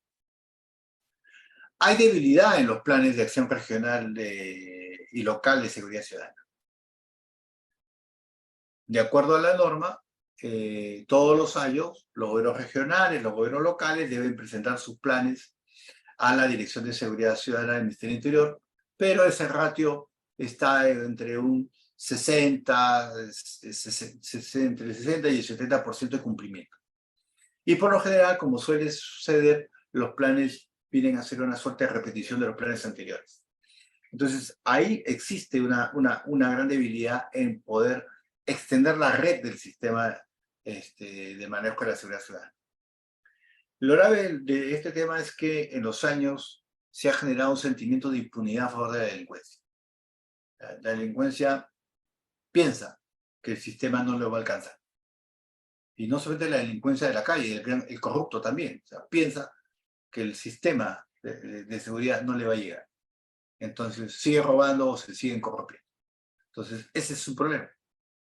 Y tenemos debilidad en los sistemas de inteligencia. Como digo, hemos dicho, tenemos laboratorios de crimen antiguos que hay que necesariamente repotenciarlos. Y uno de los temas quizás más saltantes es que, dado que estamos en el momento, ya estamos hablando del impacto de la inteligencia artificial, pero sin embargo a nivel de lo que es seguridad ciudadana todavía no tenemos bases integradas. O sea, ni siquiera podemos afirmar que tengamos un solo mecanismo uniforme de levantamiento de la información del fenómeno de la seguridad ciudadana. Lo cual obviamente trae problemas para el momento de consolidar la información y sobre todo extraer conclusiones de la información, ¿no? Y eso es un tema que se tiene que superar. Entonces, cuando hablamos de la brecha de servicio, rápidamente lo que diría, si vemos, por ejemplo, la misma política nacional lo dice, a nivel de lo que es las regiones, por ejemplo, Puno, Madre de Dios y Junín, las regiones que presentan mayor nivel de actos delictivos. ¿Nos dice algo? Claro que nos dice algo. ¿Nos debería enfocar para los temas de estrategia? Seguramente que sí, ¿no? Pero obviamente es parte estrategia, recursos para implementar la estrategia, ¿no? Liderazgo para hacerlo, objetivos para hacerlo. Entonces, pero ahí tenemos, y acá estamos de la brecha, porque, ¿cuál es la brecha? El óptimo para nosotros es que fuese cero. Si tenemos, obviamente, estos porcentajes, esta es la brecha que tenemos que cerrar, ¿no? La política nacional multisectorial de seguridad ciudadana dice que para el 2030 va a reducir el porcentaje de victimización en un 49%. ¿Está bien? Es un objetivo, pero tenemos que tener números claros. Por ejemplo, aquí la misma política nos dice, miren, en los últimos años, uno de los delitos que más ha crecido porcentualmente son los delitos donde ha habido uso de un arma de fuego.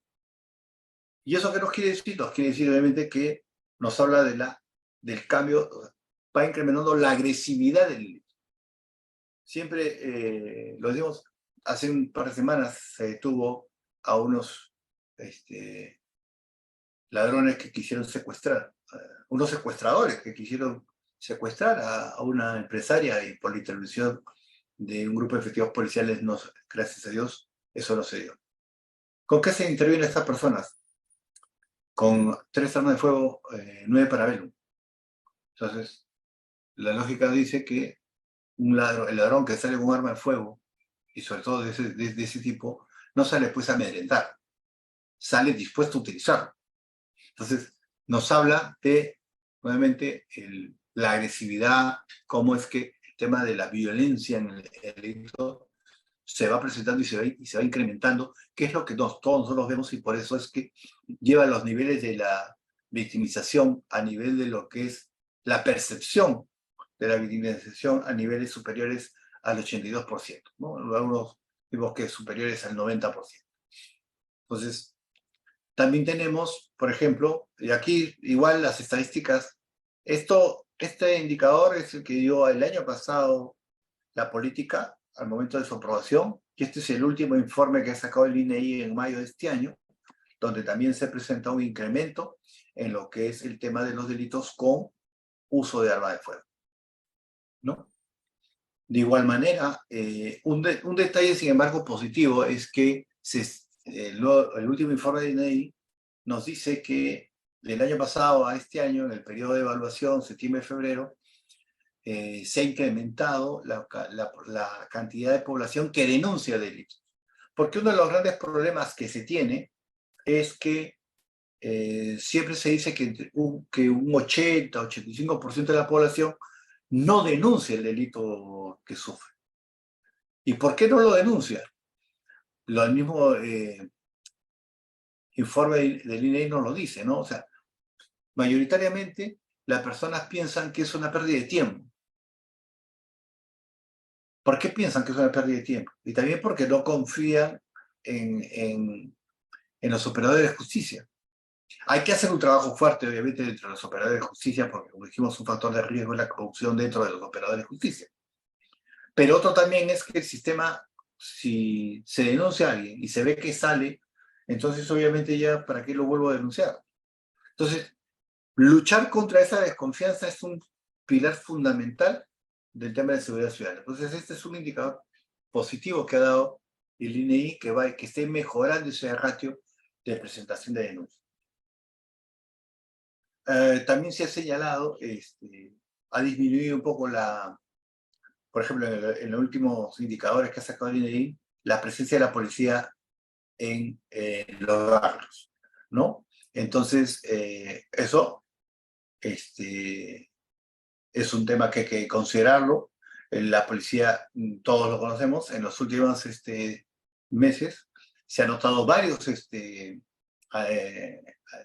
goles, como diríamos, porque o sea, como hay que actualizarse, hay que adecuarse, hay que adaptarse a la dinámica del delito, ¿no? Hoy día, por ejemplo, la policía está implementando mecanismos de intervención en manada con el tema de las motos. O sea, no está saliendo a patrullar uno o dos motociclistas porque ya sabemos que se pueden encontrar con 2, 3, 4, 5 delincuentes que los pueden agarrar. Entonces están saliendo en grupos mayores, 6, 7, 8 motos, o sea, para poder intervenir, ¿no? Además, la policía está ahora, en estos momentos, se está interviniendo de manera, o sea, varias unidades de la policía están interviniendo de manera conjunta para inmediatamente, si interviene la persona, hacerle su identificación dactilar e inmediatamente poder conocer si es que fuese extranjero, su situación migratoria, ¿no? E inmediatamente poder realizar con él las pericias que se tengan que realizar. O sea, la misma policía está ya realizando, o sea, está tratando de adaptarse a la dinámica del delito como se está dando para poder combatirlo, ¿no? Y eso es bastante importante. Entonces, un detalle ya a nivel de lo que es brecha operativa, a nivel de lo que es la policía, es el año 2020, en el mes de enero, participamos en la elaboración, 2019-2020, participamos en la elaboración del Plan Estratégico Mariano Santos al 2030. El Plan Mariano Santos al 2030 es un plan estratégico que elaboró la policía bajo la metodología de las capacidades, que es una metodología distinta a la metodología que plantea el CEPLAN, ¿no? De la identificación de el enunciado del problema público y a partir de la identificación del enunciado a través de la identificación de las causas del problema público y los efectos del problema, de ese problema público. No, la metodología de el plan estratégico por capacidades es una metodología utilizada normalmente a nivel de lo que es justamente Fuerzas Armadas y Policía Nacional no solo en Perú, sino obviamente en muchos países, porque parte de la lógica del planeamiento de cuáles son las capacidades operativas que requiere la fuerza para cumplir la misión. O sea, en este caso, ¿qué capacidad operativa requiere la policía para poder cumplir su misión, que es prevenir y investigar, capturar, investigar el delito y capturar el delincuente? Entonces, este es un plan donde se definió que había 5 grandes capacidades que la policía tiene que fortalecer para poder cumplir de manera satisfactoria su rol. En primer lugar, su personal. La policía tiene cerca de 140.000 efectivos. Tenemos que ver los mecanismos de selección del nuevo personal policial. Las mallas de capacitación del nuevo personal policial. Las escuelas de formación del personal policial. Todo personal policial, por ejemplo, en su escuela de formación debería tener la posibilidad de tener no digamos polideportivo, pero sí una zona deportiva, donde se haga entrenamiento de judo para las llaves de reducción al delincuente. No hablemos de polígono de tiro. Todos tienen que tener polígono de tiro. Los policías tienen que hacer entrenamiento de prevención de tiro. No hablemos de que cada escuela debería tener, o si no todas, un grupo de escuelas científicas, los insumos necesarios para poder tener el tema de lo que es laboratorios de enseñanza para la formación de sus peritos, ¿no? Entonces, igual con el personal hay que tener y preparar todos los mecanismos para el tema del reentrenamiento del personal. O sea, el personal policial se tiene que reentrenar constantemente. Y para eso, obviamente, requiere las instalaciones, requiere las escuelas, requiere las instalaciones de educación superior, la estructura tecnológica para tener aula virtual, todas las cosas que tiene que ver, y cómo no, los mecanismos obviamente de lo que es educación, salud, todo lo que es las prestaciones alrededor también a favor del personal policial. Y todo eso dimensionado en ese pilar. El pilar de infraestructura, o sea, la policía tiene cerca de 1.700 y tantas comisarías básicas a nivel nacional, ¿no? La tercera parte de esas comisarías está en estado calamitoso a nivel nacional.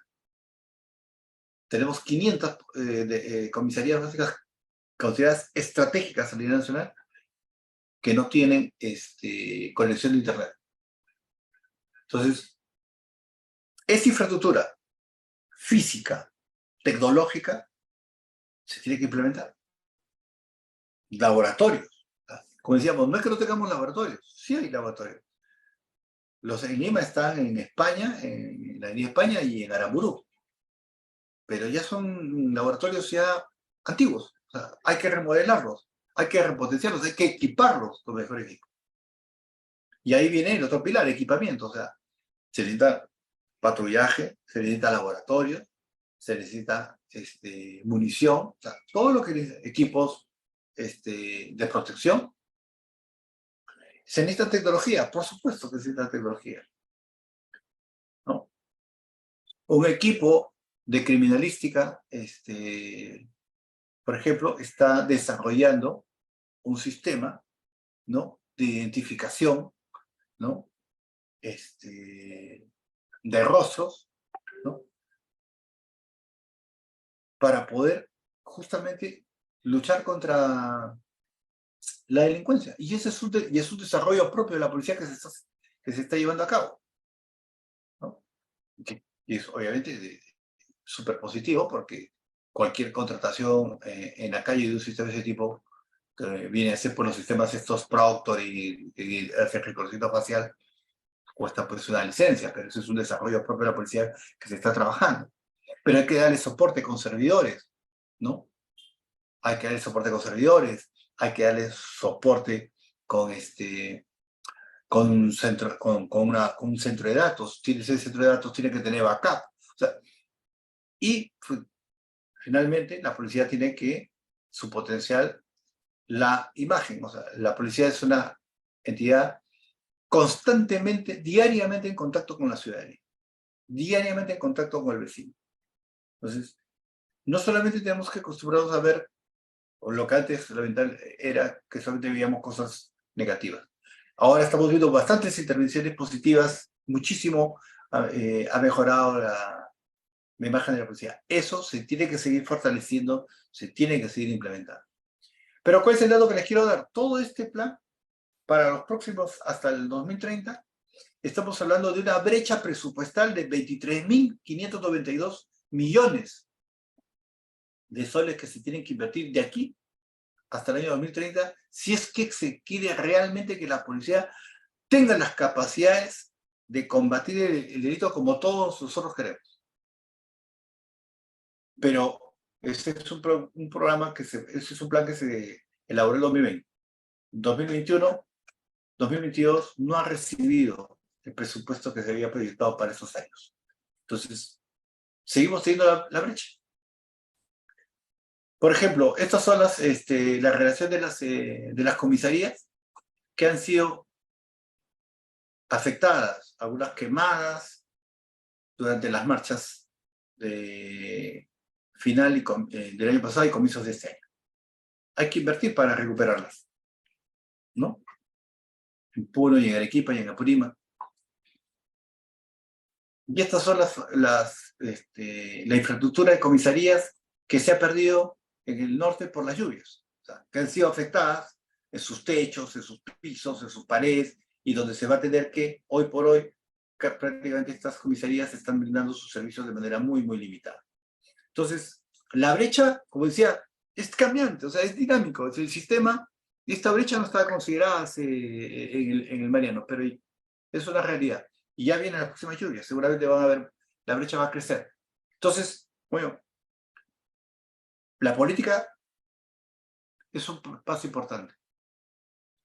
Los planes estratégicos se tienen que implementar, pero tiene que haber, como digo, liderazgo, tiene que haber el interés de hacerlo.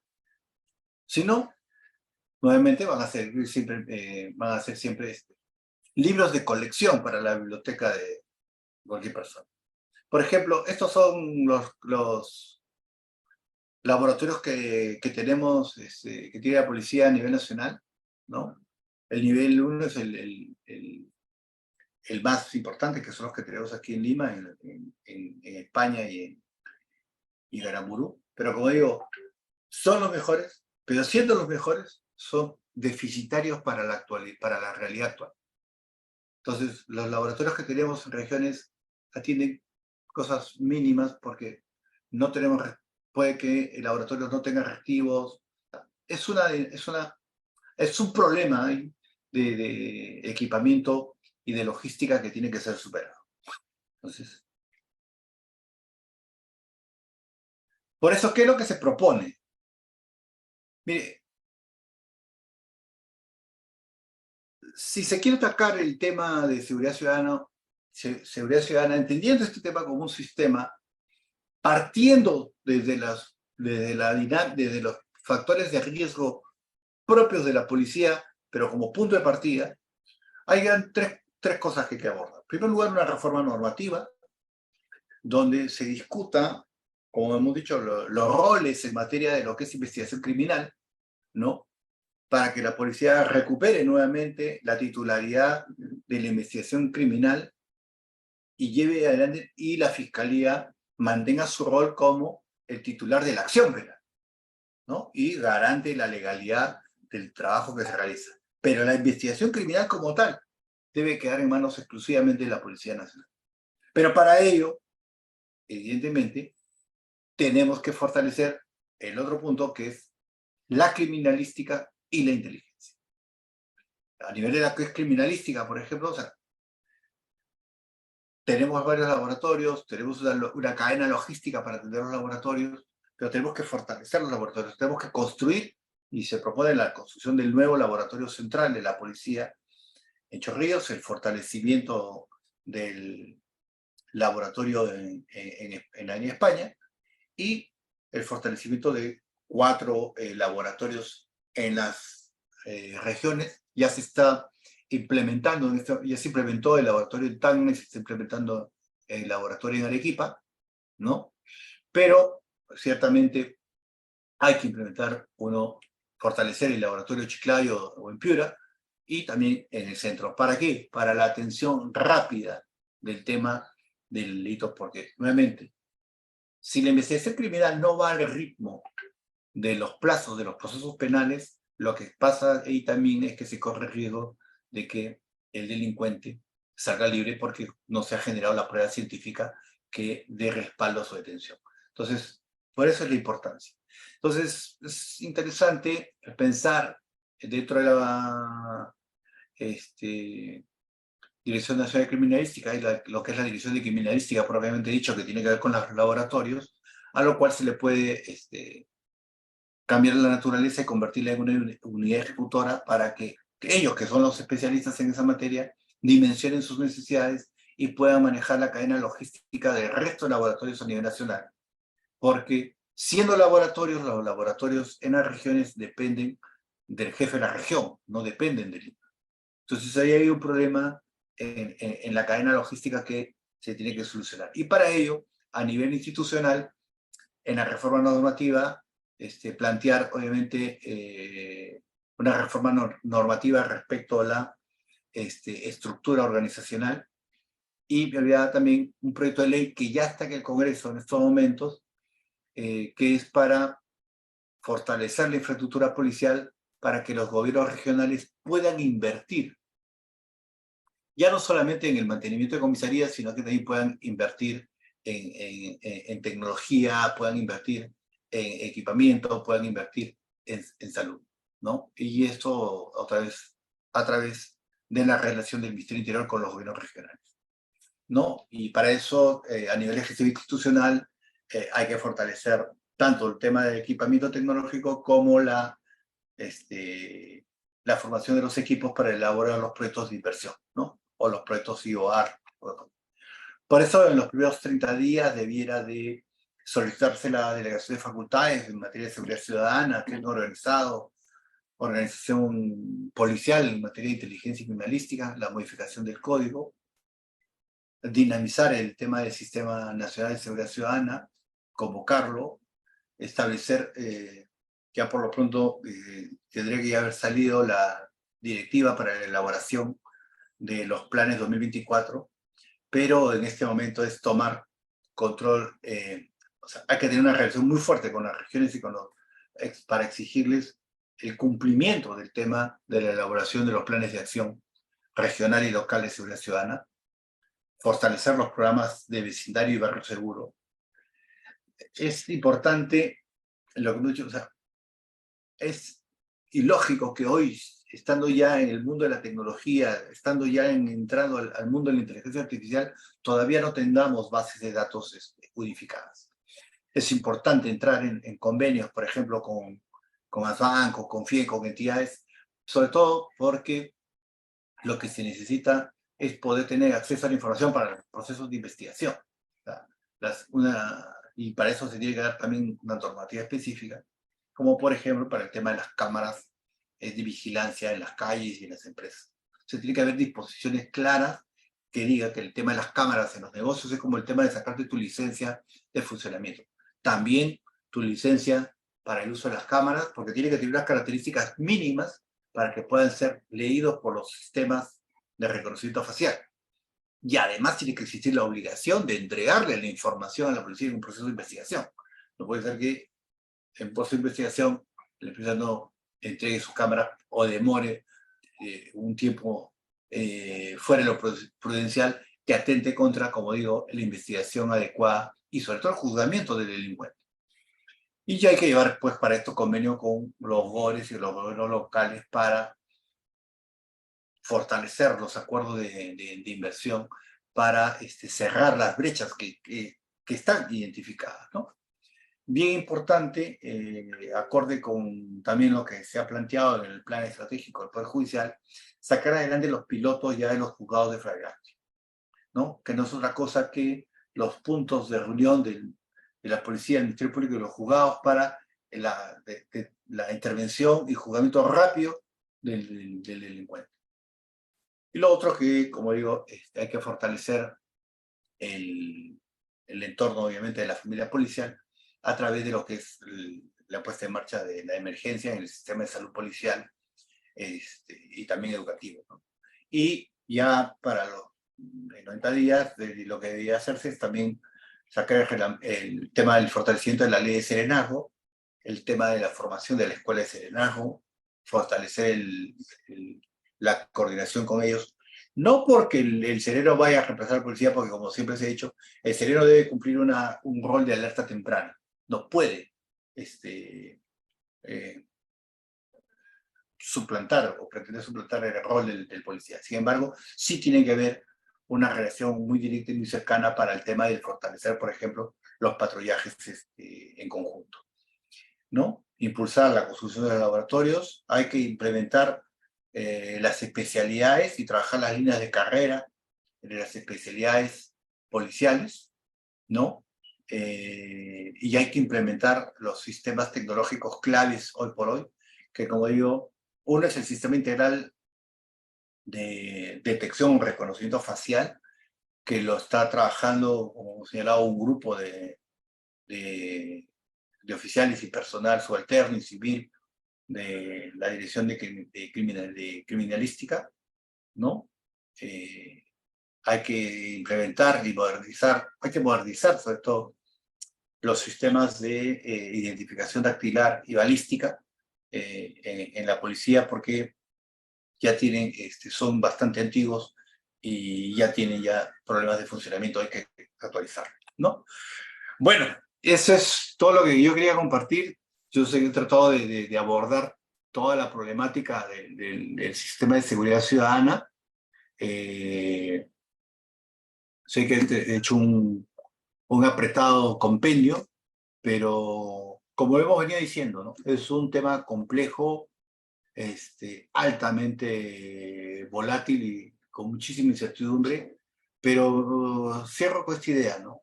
O sea, exista la incertidumbre que exista o así no existiera, si no existe decisión para hacer las cosas, nada se hace. Entonces, siempre me quedo con ese liderazgo, objetivos, planes y equipo. Con eso se puede sacar adelante las cosas. Muchas gracias. Quedo al diálogo que considere la moderadora. Gracias, doctor Herrera, muy amable de su parte por esta ponencia del día de hoy. Le agradecemos mucho desde la Dirección de Extensión Social. Ahora vamos a dar pase a la doctora Carmen Rosa Rodríguez. Ella es presidenta de la Asociación Distrital de Abogados de San Borja y gracias a ella, a la coordinación que hemos podido realizar con ella, se ha podido brindar la conferencia del día de hoy. Doctora Rodríguez, adelante, por favor. Buenas noches. Bueno, ante todo, muchas gracias al magíster Luis Herrera Romero, que ha dado una brillante exposición sobre el tema de seguridad, sobre todo de su problemática y el fortalecimiento, ¿no? Agradecemos por la brillante exposición, asimismo a la doctora Kerstin Buitano, a usted, doctora Sofía Rubio Escalante, y a la coordinación hecha por el doctor Carlos Castañeda Lavini y a todas las personas que han participado, y así deseamos siempre estar permanentemente en diferente tipo de capacitación. Muy agradecida con todos. Muchas gracias. Gracias, doctora Rodríguez. Muchas gracias nuevamente, doctor Herrera. Esperamos poder contar con usted en una próxima oportunidad. Que no sea la única, doctor. Muchísimas gracias. Encantado. A todos los participantes, muchísimas gracias por la atención prestada el día de hoy. Vamos a continuar brindando estas conferencias virtuales a través de la Dirección de Extensión Social y Participación, a través de nuestras distintas asociaciones distritales y también por parte de la Dirección de Extensión Social. Van a poder visualizar en todo caso las constantes capacitaciones que se vienen realizando desde el Colegio de Abogados de Lima a través del Facebook institucional. Muy amable y buenas noches con todos. Buenas noches, hasta luego, gracias.